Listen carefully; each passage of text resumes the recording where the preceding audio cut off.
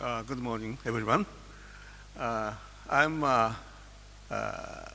Counsellor to the Governor of Tokyo, and also I'm a professor of Tokyo Metropolitan University. My name is Takase, Tamotsu.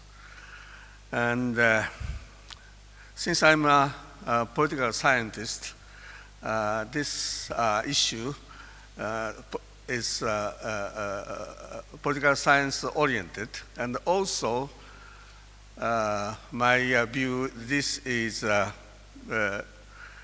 also entire Japan, not entire Japan, because of the always governor is saying from Tokyo we should revive Japan whole. So therefore, this is my remarks is starting about some political situation in Japan, also economic situation, then go to the Tokyo Metropolitan Government. As you know, Japan is shrouded in a sense of hopelessness. The economy is stagnant, and pension and health care and other social security issues are increasingly serious. That's why, as you know, last week, very controversial issue, raise of consumption tax bill is passed. On the top of this situation, great last year's earthquake, tsunami, and nuclear power plant accident is wrought severe damage to Japanese society as a whole. This had a negative impact on the Japanese economy, which are showing signs of recovery from the recession after the 2008 Lehman crisis. Now look at this chart. Japan's nominal GDP peaked at 5.23 trillion US dollars in 1997.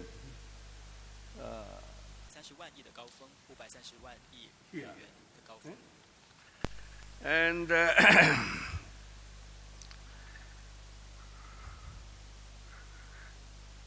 5.13 trillion US dollars in 2007. This shows that Japan's economy has not been growing for the past 2 decades. Just like Table Mountain in Cape Town, you see? This is just the problem facing Japan today can be narrowed down for the 4 main issues. 1, deflationary recession. 2, fiscal problems. 3, national debt. And the last one is the low birth rate. We are having aging societies. Since these 4 issues are mutually contradicting, a growth strategy cannot be formulated. This was made even more complex by the necessity for the reconstruction after the earthquake. Now the Tokyo governor, Ishihara, is now serving in the 4th term. He has constantly maintained the position that revitalization of Tokyo is necessary to drive Japan forward. He is always advocating like that. It was fortunate that Tokyo received little direct damage from the last year's earthquake. And while indirect damages from the nuclear power plant felt in nuclear power plant accident were felt in Tokyo in the form of the power shortages and radiation issues. Those issues did not become more serious. So we say just a little damages. The power of the Tokyo to drive Japan can be inferred from the Tokyo's budget. The fiscal 2012 budget is 61.49 billion US dollars for the general account alone. This is equal to the Czech Republic's state budget. When the special account is included, total budget is 117.742 billion US dollars. This is comparable to the Norway budget of $121.837 billion in 2011. So you realize that Tokyo's budget fairly large. And also almost more than 10% of our Japanese government budget too. The second is we are talking about political leadership. The situation surrounding Japan is one in which the nation is unable to take a growth strategy due to lack of the political willingness, and where globalization has been increasingly since the end of the Cold War. It is here that Japan finds itself so-called drifting. The change, because this is a change of government in the 2009, and ensuing obscurity in the political direction has especially spurred on the chaos engulfing Japan. The reins of the government had been passed to the Democratic Party of Japan, we call DPJ, from Liberal Democratic Party, we say LDP, which had ruled almost consistently in the many years following the end of the World War II. But the fact that Japan has had 3 times prime ministers less than 3 years since the change in the government unfortunately indicate lack of the leadership in the government administration. In this sense, even if the program to regenerate Japan is formulated, it will not function. Now I'm talking about government structural reform. Deregulation, as you know, deregulation, lifting up regulation. It means that deregulation was a central feature of the government structural reform that began in the United States in late 1970s. This aimed to end collusion between politicians, bureaucrats, and interest groups, introduce the principle of competition, and return the benefit to the consumers. The ripple of the reform spread from the Carter administration, late 1970s, to the Reagan administration in the early 1980s.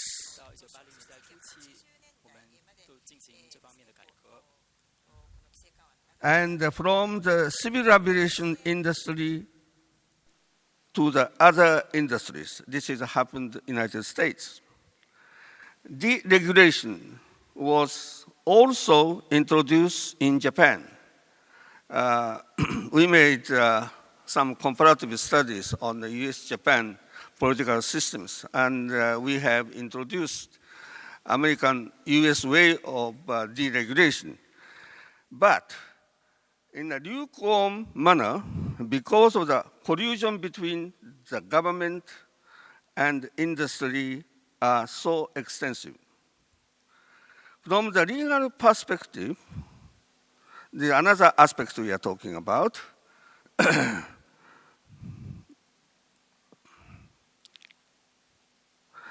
orders given by the dajokan, this is a Japanese word, in the early Meiji.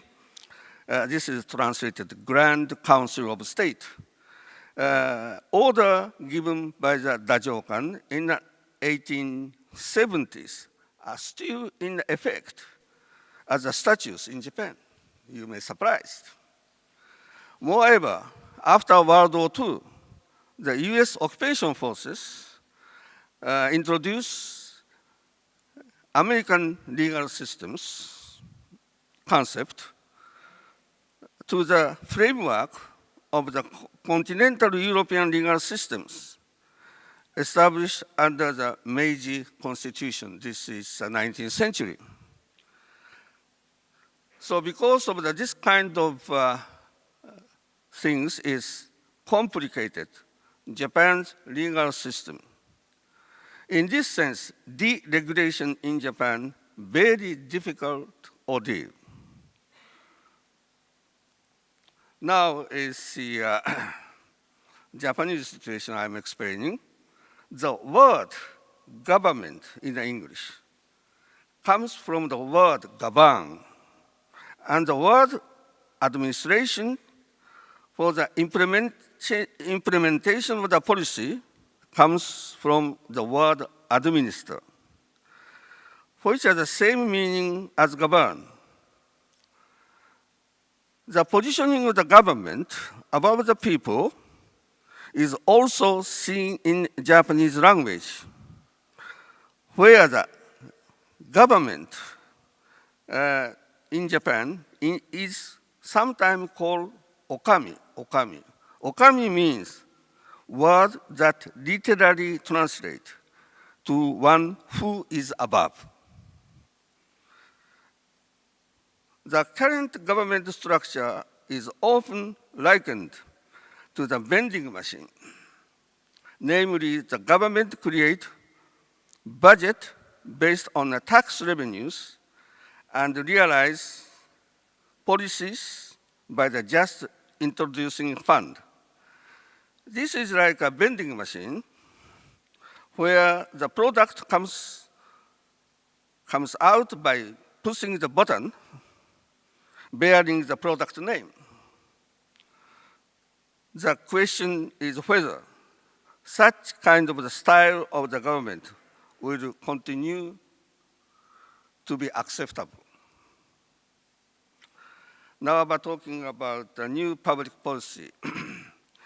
If now the principle of the public policy are to reform the kind of government organization and to take into account the wishes of the citizens and realize these needs. The big challenge ahead would be how to pursue and achieve these ideals. No policy can satisfy everyone. This makes it crucial to have the political leadership that can rank these policies in a priority order. This leadership is a basis trait required of the politician.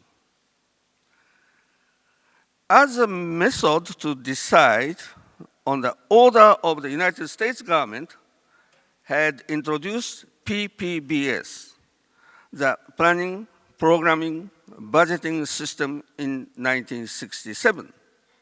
but simply introducing a system to solve real problems are fertile.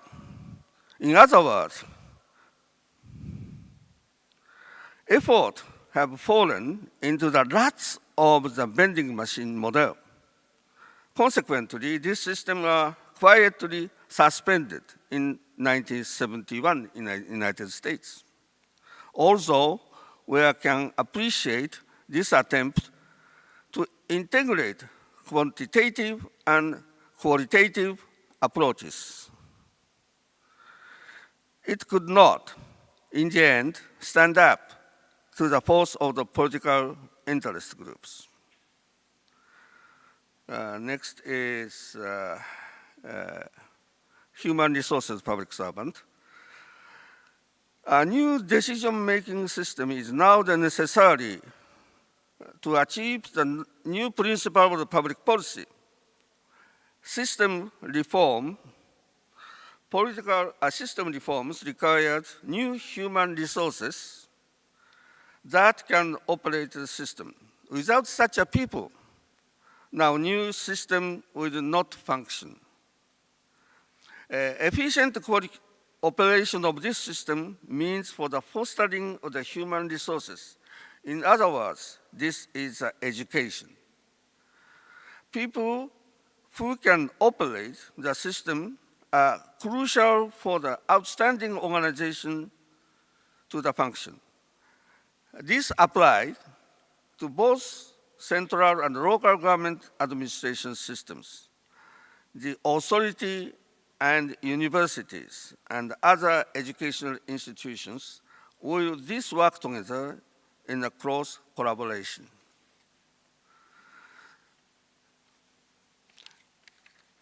Now, in the Tokyo government, now we are concerned those issues I mentioned. So we are doing many things. And just look at Tokyo is now established, let's see, there are no 8? Oh, yeah. 8 goals from 1 to 8. And in order to accomplish these goals, we have 12 projects. Also, last year, we revised some because of the earthquake. And there we have, starting from Project 1 and Project 12. And hoping by the 2020, this can be accomplished. This is my presentation. Thank you.